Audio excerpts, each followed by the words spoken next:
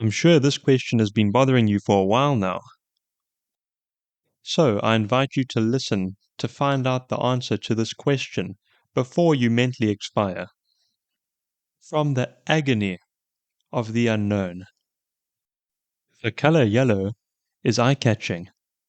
It signals positivity, and yes, it helps pencils stand out. But that's not the real reason pencils are yellow. Some people say it was random. Others say it was deliberate marketing. The truth is, the story is older, stranger, and far more interesting than a design choice. So, how did one of the most ordinary objects in daily life end up with a color that never changed? Pencils are everywhere. In schools, in offices, in government buildings. They've even been used in space. They're used by the rich and the poor every day without a second thought. An average student goes through dozens of pencils every school year, snapping them, losing them, sharpening them down to nothing without ever wondering what a pencil really is or where it came from. Every year, billions of pencils are produced worldwide, enough to stretch around the earth multiple times, and yet almost all of them share the same look, same shape, same color. You've held thousands of pencils in your life, but nobody ever tells you why. They all look the same. Modern pencils trace their roots back to an ancient Roman writing tool called a stylus, which was a simple rod used to scratch marks into wax tablets. Some early styluses were made from lead, which is why we still call pencil centers lead today, even though pencils have never actually contained lead. The real breakthrough came in 1564 when a massive deposit of pure granite was discovered in Borrowdale, England. Pencils were made with granite, which people at the time confused as a form of lead, but it isn't. Graphite is generally soft and crumbly, so soon after, Italian craftsmen came up with the idea of hollowing out a stick of juniper wood and filling it with graphite. Later versions would sandwich the lead between two pencil halves and glue them together. Unlike earlier materials, graphite could be cut into solid sticks and wrapped in wood, creating something recognizably close to the modern pencil. At this stage, pencils weren't yellow at all. Most were left as plain wood or painted dark colors like black, maroon, or purple, often to hide flaws in the wood. Color wasn't about identity yet. That came later. Common assumption is that pencils are yellow simply because someone picked a color at random.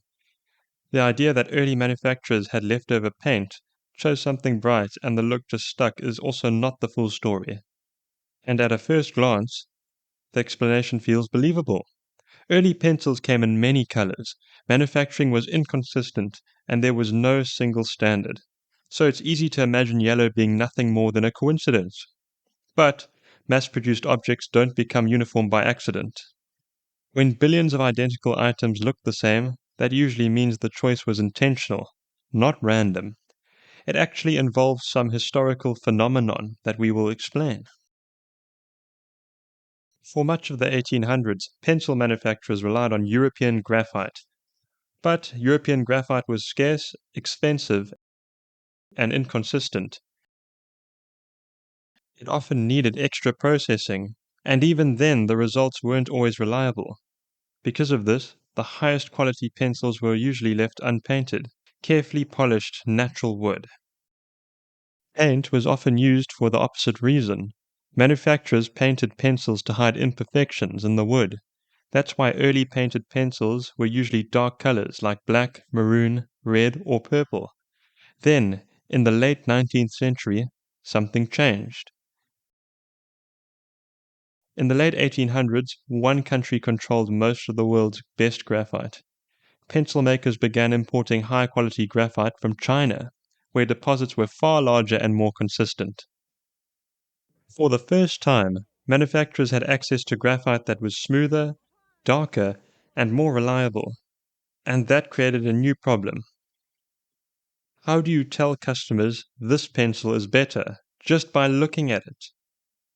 So, They looked for a way to advertise the caliber of its graphite rather than its wood. It was the color that they used to advertise the caliber of this graphite. So as we touched on, in the late 19th century, several major pencil manufacturers were sourcing graphite from Siberia, a vast Russian region bordering China.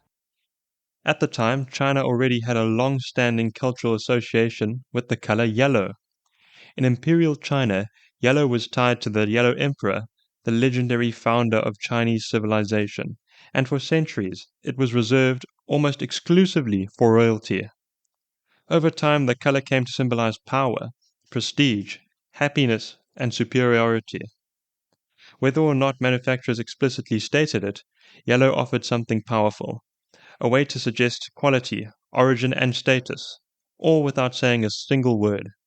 In other words, yellow did not just decorate the pencil, it signaled that this was a better one.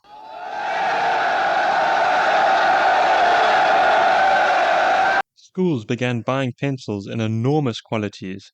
Offices did the same. Bulk buyers don't experiment, they standardize. As generations of students grew up using yellow pencils, the color stopped signaling quality and started signaling normal. Yellow didn't just mean better, it meant this is what a pencil looks like. Manufacturers had no incentive to break that expectation. A different color wouldn't write better, it wouldn't sell more, and it risked feeling unfamiliar. So the choice that once communicated quality slowly turned into tradition, and tradition, once established at a global scale, is almost impossible to undo. Today, 75% of the pencils sold in the USA are still painted yellow. The traditional pencil color in the USA is yellow, but other nations from around the world have their own traditional color for a pencil. For example, in Europe, it's green, and in other jobs, like carpentry, it's red, artists and drafting, it's black, and then you have Japan, where the natural color is actually the traditional bare wood finish for a pencil. So, in other words, a natural finish with no paint. The pencil is one of the most ordinary objects in human history, and yet its color wasn't shaped by chance. It was shaped by belief, marketing, and habit. A choice made to signal quality slowly became tradition, and tradition quietly became invisible. That's often how the world around us works. The things we question the least usually have the longest stories. So, the next time you pick up a pencil, you're not just holding a tool, you're holding a decision that's stuck.